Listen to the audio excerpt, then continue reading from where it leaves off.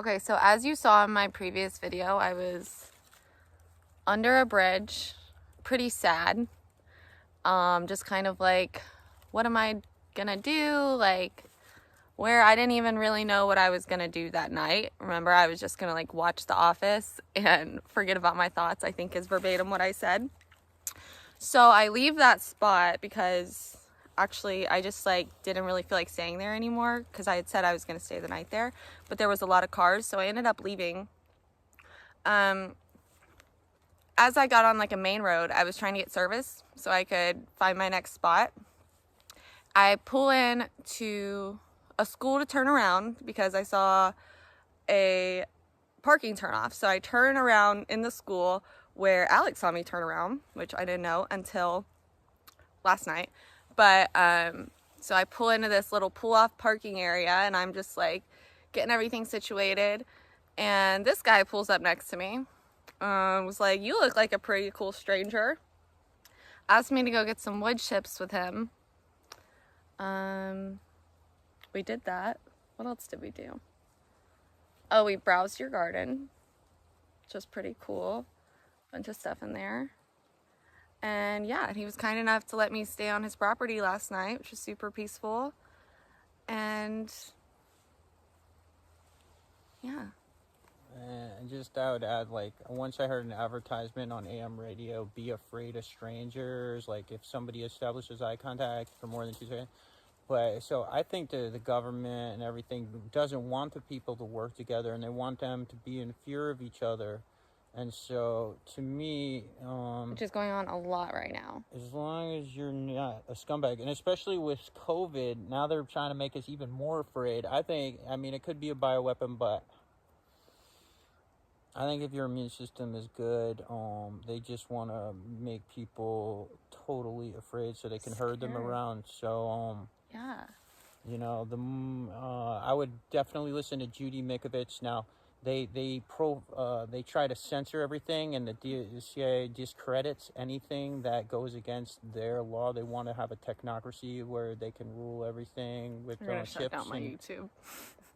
So, but the way Judy Mikovits, they try to say on the internet she's all like a hoax and a scam, and when the conspiracy theory, that term started after the JFK assassination, which the CIA pulled off, and then they wanted to discredit anybody who thought it was a conspiracy, so they invented the term conspiracy theory. So Judy Mikovits, Mikovitz, has 2 books, and a couple of documentaries. Plandemic 1, Plandemic 2, and Plague of Corruption is her book. Did those just come out? Yeah, it was. Okay. And then she has a new one, how the mask actually incubates the disease and makes it worse, and it's probably what's causing everybody to be sick right now. And she used to work for who? She was high up in the biotech and realized bovine growth hormone caused cancer, was figuring out the first isolation of HIV, and also worked on the Ebola for the government in government labs. So they wanted. She's a whistleblower. Know. She's a whistleblower. I think she's a good witch, and she's putting her life on the line. And she found that in vaccinations, there's hidden cancer-causing viruses, and they threw her in jail to silence her. So she's really kind of like a saint, in my opinion, even though she was following the classical approach and was all pro-vaccine and pro-biotech and worked on the highest level because she was freaking smart. And now she kind of realizes it's totally all corrupt. Immune system is key. Learn to trust each other and trust your own ability and your mind. Like, don't get depressed. Don't bring yourself down. Even your thoughts can be poisoned. So true. Fear is the way the Nazis took over Germany. If they make people afraid, they can manipulate and control them. So, Eerily similar to what is going on now. Yeah, RFK Jr.'s website, Robert Kennedy Jr., JFK and his father RFK, who would have been president, were both assassinated by the CIA. He fought Monsanto and won, and his website, Monsanto? The genetically modified Roundup Ready a glyphosate that they said was safe all the time and evaporated. Finally, they figured out it caused cancer, and he won a suit. And now there's 80,000 people suing Monsanto. And so RFK Jr.'s website is Children's Health Defense. And I think he is like a real true hero in this day and age, and gave the largest speech in German history to a broad array of people waking up through the internet that hasn't been censored yet. Yeah, he gave a speech to the largest audience about this pandemic and the untested forced vaccinations. They want to microchip us, and then with 5G, track everything. Instead of that, a technocratic military police state, why don't we start loving each other and loving the land and stop being scumbags and getting demented on corporate alcohol and make our own alcohol and grow our whatever and whatever. Yeah. Grow your own stuff, guys. Permaculture. Check permaculture out on YouTube. There's a lot of cool back to the landers and the concepts of permaculture. PERMA culture. Permaculture. Check that out on YouTube. There's some sweet freaking people doing beautiful things, and you might be able to visit them if they're not paranoid of COVID. Yeah, and just learn from them. Even, I mean, there's books. I'm sure they have. Even if you reached out to those people, I'm sure they would send you detailed emails on how to, like, just to help you. Because I feel like people that do that just want to help. Just want to spread nutrition and love. And there's the guy who invented kind of permaculture, Bill Mollison. He's got some interesting videos on YouTube as well about alternative forms of energy, electricity production, and power and all that. So this is pretty much what we've been doing, is just talking for like maybe a whole day now. Well, I don't know. Anyway, so next you're gonna see our adventure that we just went on, but I'm posting this before anyway. You shall see. Talk soon. Recording you or me? I'm recording now. I'm recording me. It's like this. I'm gonna turn to you in a second. Okay. Good morning. I am in an undisclosed location doing a very fun thing with a new friend that I made yesterday. Ta-da-da! This is Alex. We're here planting some ginseng. I'm going to show a picture of what it looks like so they can know. Pre-stratified ginseng seed. You can get them on the internet. They may not be going through a cold period before they can sprout, and they put them in a refrigerator. And they're kind of open, and they call that Southerners like it's smiling. And so you get this, yeah, like the seed's almost smiling. It's ready to sprout. Oh, cool. But you know, they go an inch deep. Huh. The critters can get them, the chipmunks and everything can get them, but just plant them among snags. And go where your inner voice, where it feels like good that the ginseng is. But right around here, you can see that there's sugar maples here, and that's definitely a companion plant of ginseng. Mm-hmm. There's other ones for sure. You can look on the internet what kind of trees ginseng grows under, the types of trees. But sugar maple is main one, and so an inch deep. You know. High elevation, especially like we're at 1,200. Right. We're going to try to get up to 2,000, and there's more predators like coyotes and panthers and rattlesnakes that eat the chipmunks and the deer that would otherwise eat the ginseng. So we had to truck up here a bit. We're just going to lay some here and then go farther up and do some. Yeah, that's the motive. I mean, among snags, among like trees that are falling down, then the deer can't easily just nip them. Okay. So this is a place that would be good to grow ginseng because there's a little bowl here to water collect, nutrients collect, and it seems like it'd be a bad place because there's all this dead branches going on, but it'll protect it from the deer. That's true, huh? And there's not much topsoil in the Catskills because they logged it a bunch of times for tanning. Inner bark for tanning and for lumber and coal or whatever. Mm-hmm. And so up in Vermont and Maine, there's more topsoil. Down south even, there's more topsoil. But I put about an inch deep, you know. Yeah. I Plant it up.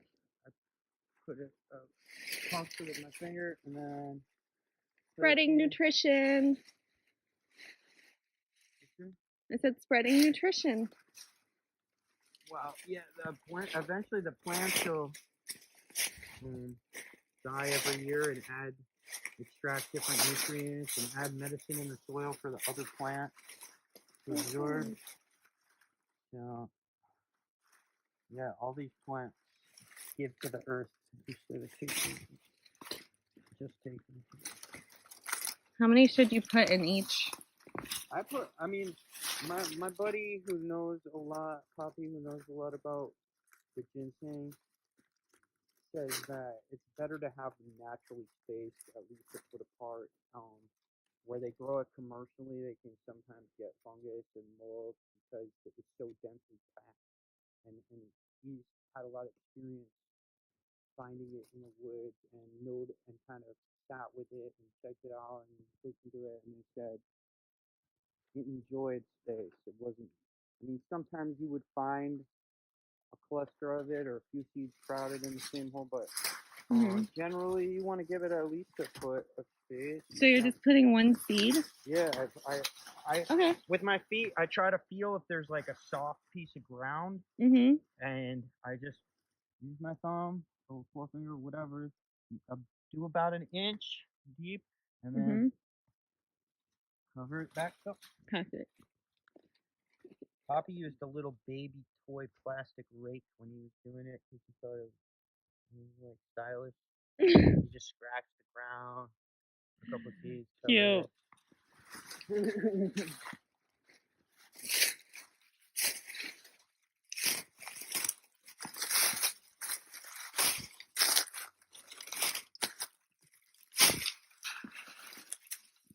Are we still on? Yeah.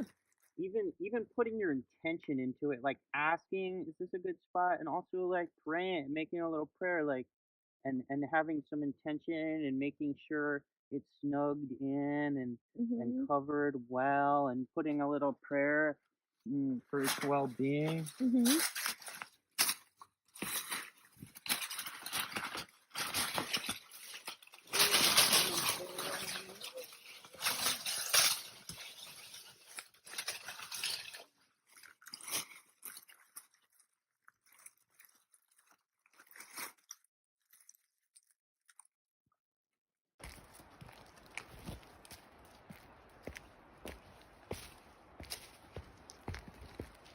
What is it called? This is either silver birch or black birch, and it tastes like. Is this right? This one right here? Yeah, they taste like wintergreen. So I'm gonna eat it. Birch beer. Use trees. If you do, you gotta plug the hole that you tap with a wooden dowel, because it'll bleed the tree. Whereas sugar maple, you don't want to drill too deep. You don't want to drill past an inch and a half because the outer layer of the tree is called a sapwood, and that can actually fill in and regenerate itself, and then the heartwood can't. So when you're drilling a tap, that's almost like a dying sugar maple right there. But you want to go in like an inch and a half tops because you don't want to go past the sapwood. But with a birch, it don't really it'll bleed to death unless you put a wooden peg into the hole after you tapped it. But you could make birch beer just by boiling a bunch of these twigs. It does taste like wintergreen. And adding sugar, honey, and then you could make birch beer that way. But they used to use the sap and cook down the sap to make birch beer. It's like a piece of gum. Berries, or do you want to just look at it? Doesn't matter. These are like the berries that I tried yesterday. Oh no, those were aronia berries. These are red berries too. They're called partridge berry. They say they don't have a taste, but they're a little sweet, and they last. They cling on to it. These don't got berries right now, but I mean there are probably patches with berries because they'll cling on all winter, and it's fall now. I don't think I understand what exactly we're looking at. This. Oh, like the green leaf. Yeah, it's good. Sprouts berries. If you look up any of these things you can look up on the internet and get more information. But this is good for pregnant women to have to strengthen and facilitate an easy childbirth. Even the whole plant and the root, they made a tea out of it. And there's 200 species in South America, and this is the only species in North America. And like I said, it got a little red berry that's delicious. But it usually grows under these hemlock trees, which isn't the poisonous hemlock. It's a tree called hemlock. It's hard to see.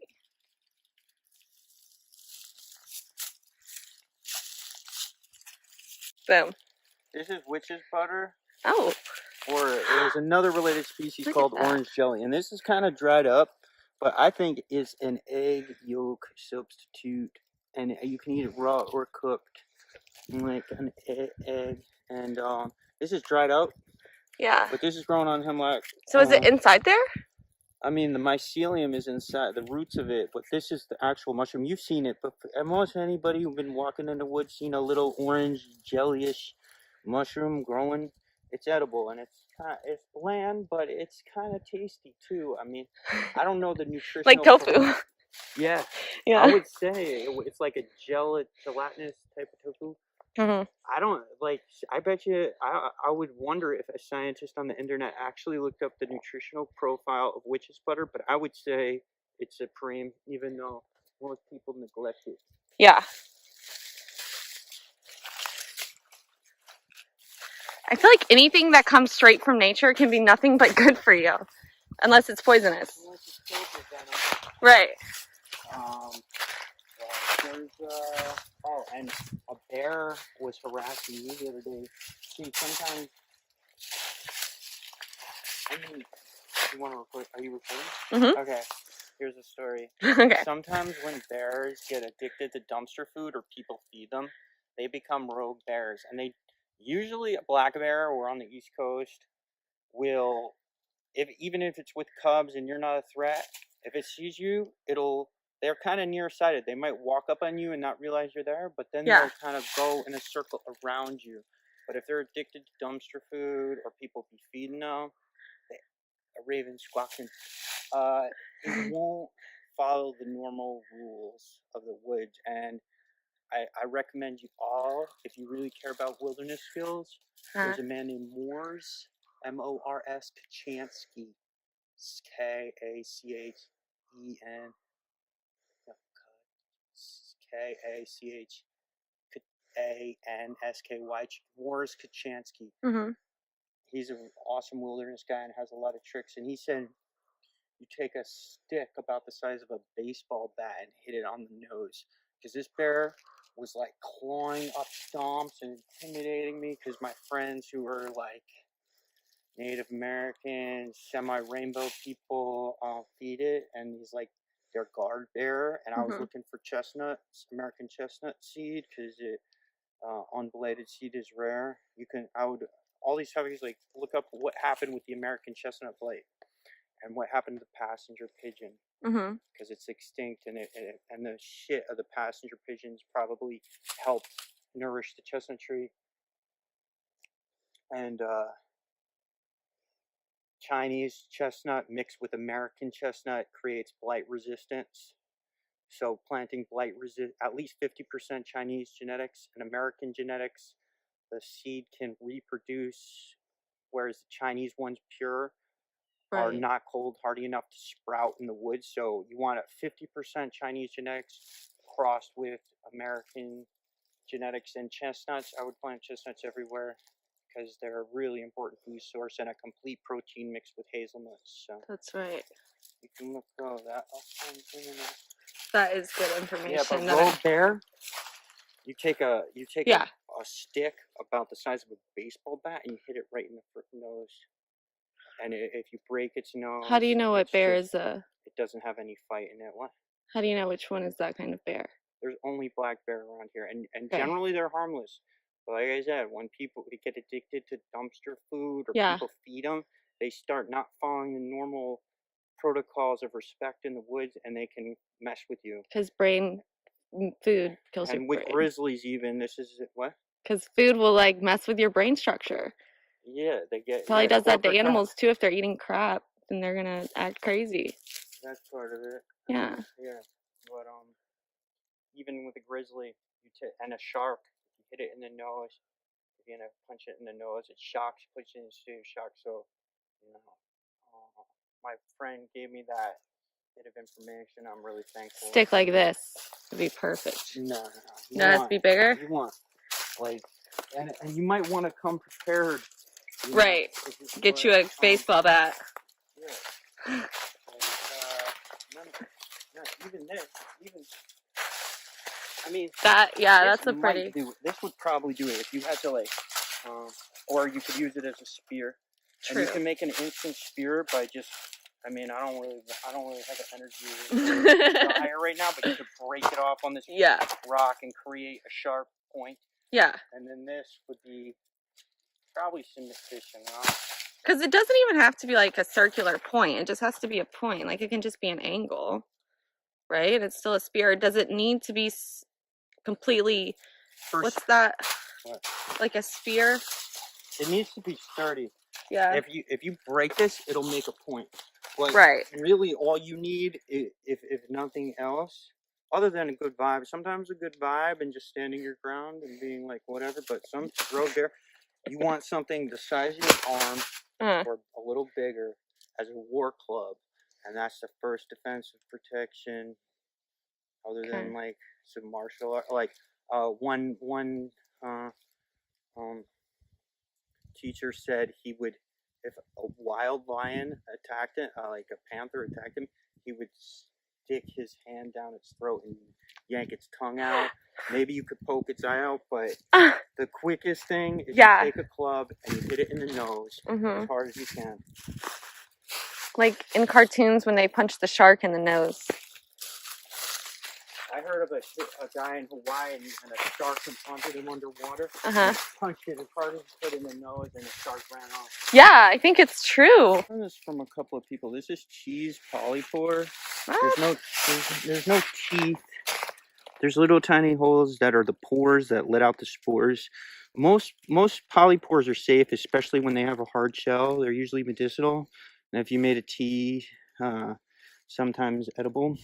But the way my brother taught me, you can tell it kind of smells like cheese.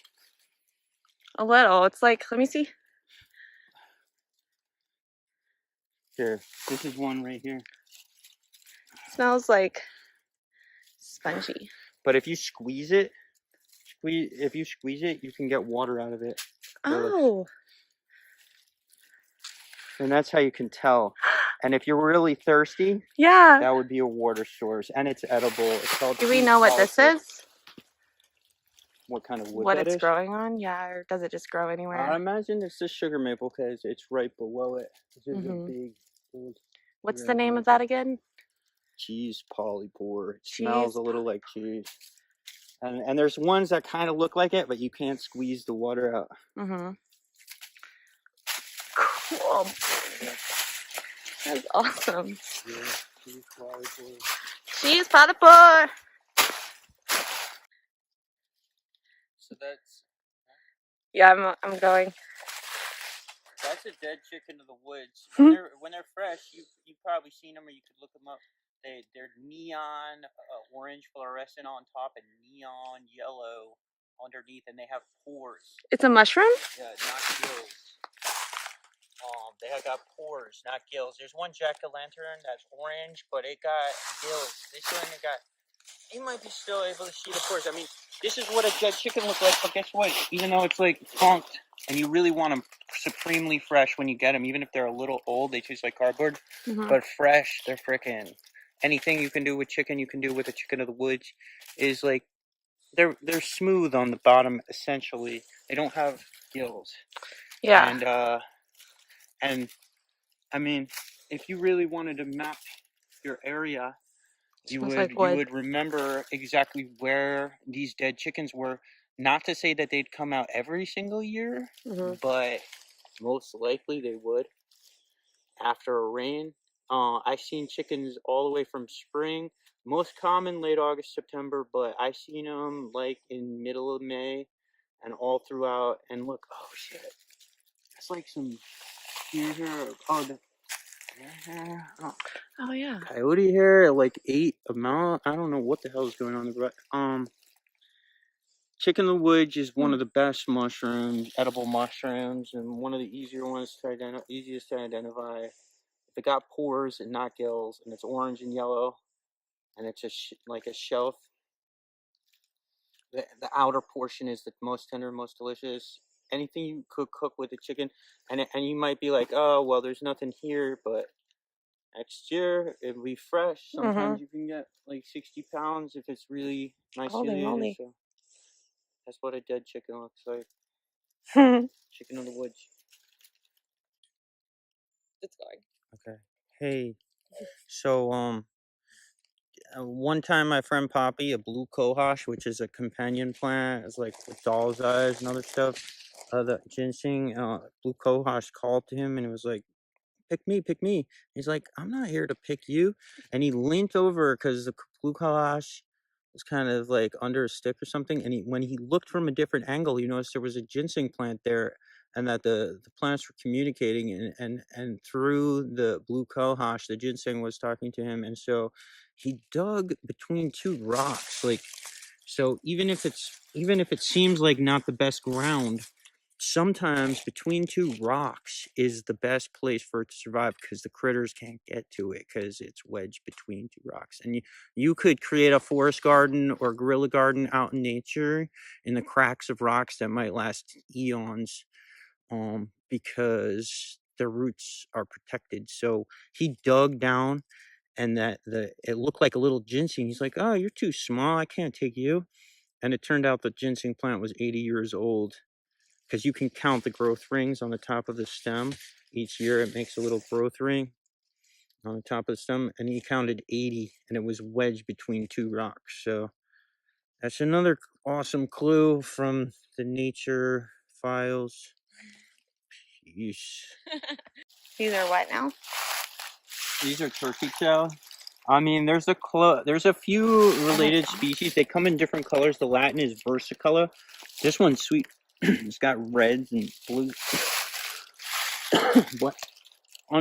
Underneath this, it's relatively flat and there's pores. There's one that's orange and smooth underneath. That ain't it, and that might be a little toxic. There's one that's like pale purple, and that one's not toxic. But this, and there's one a little thicker than this, the false turkey tail. But this is the turkey tail. They're little tiny holes there. If you looked under a microscope, the pores and.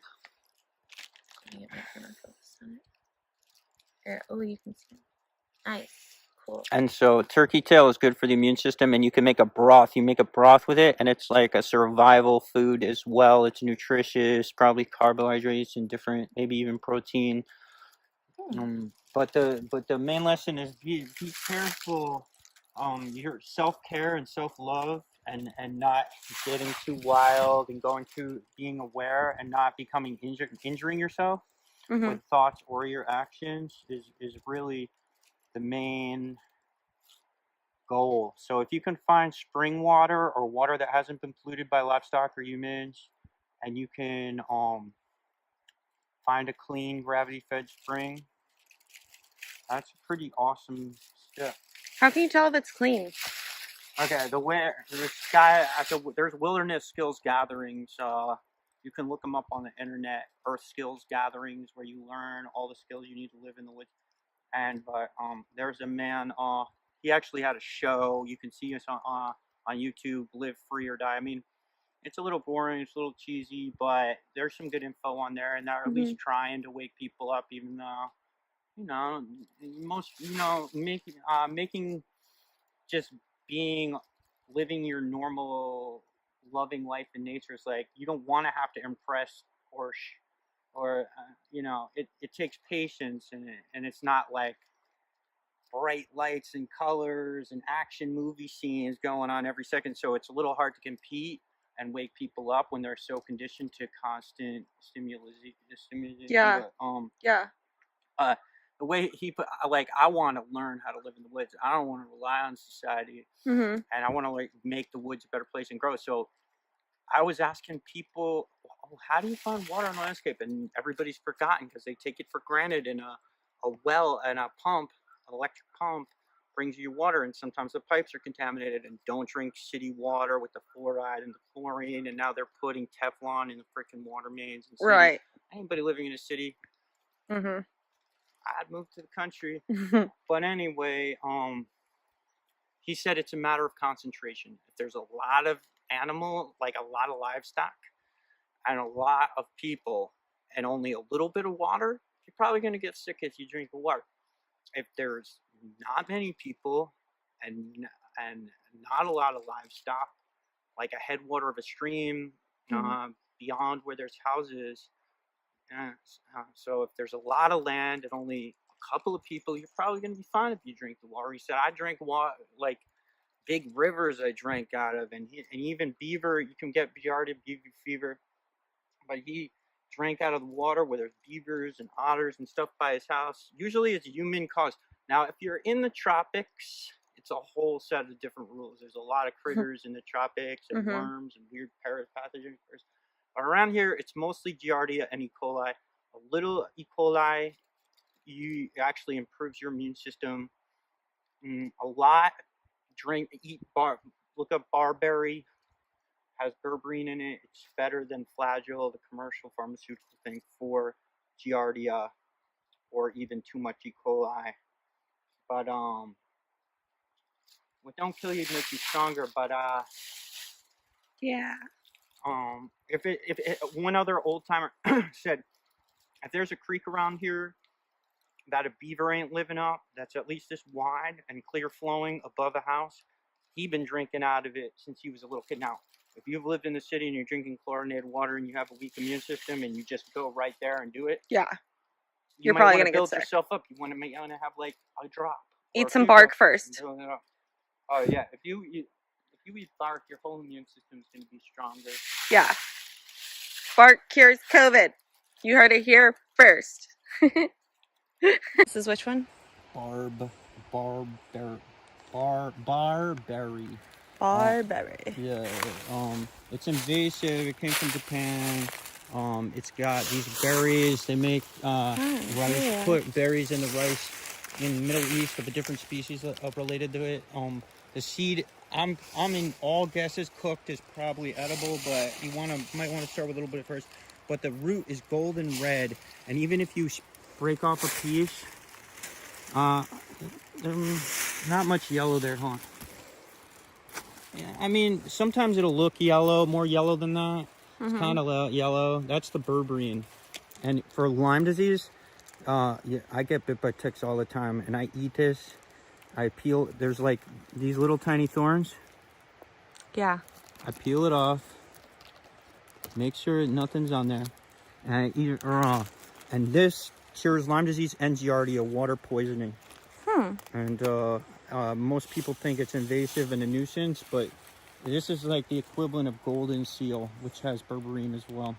Good for tooth problems, gum problems, intestinal parasites, water poisoning, food poisoning, and Lyme disease. But you don't want to take too much. You could make a tea, an infusion. Nice. Good stuff. But All right.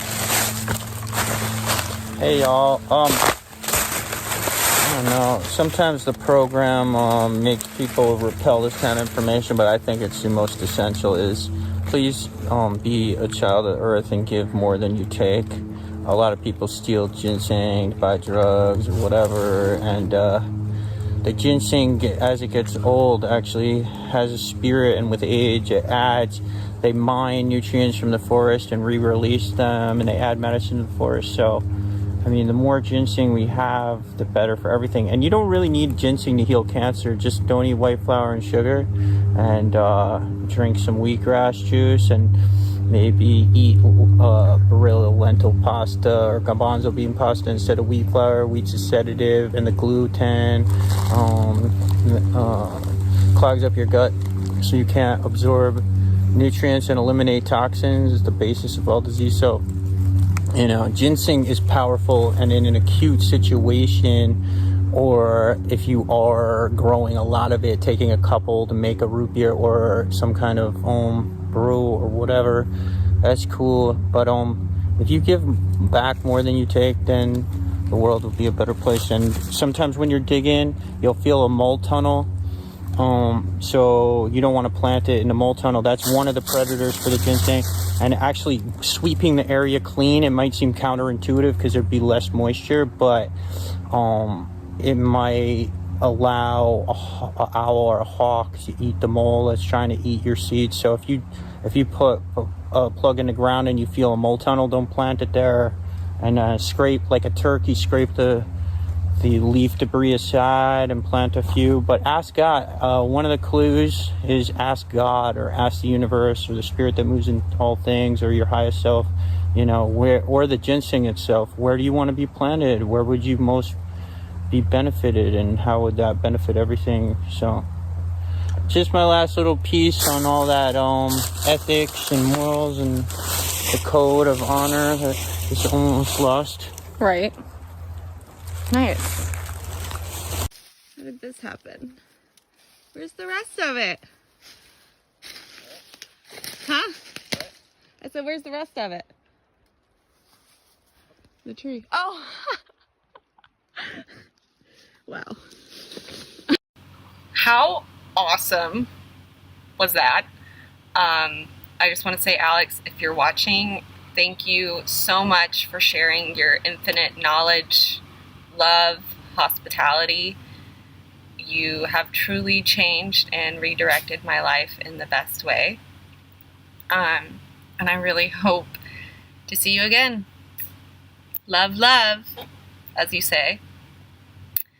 As for anyone watching, thank you. And up next, van tour. Small update. I am in Virginia, heading west. Not really sure what my destination is. Kind of just going with the flow, letting the universe guide me. And talk soon. Peace and blessings.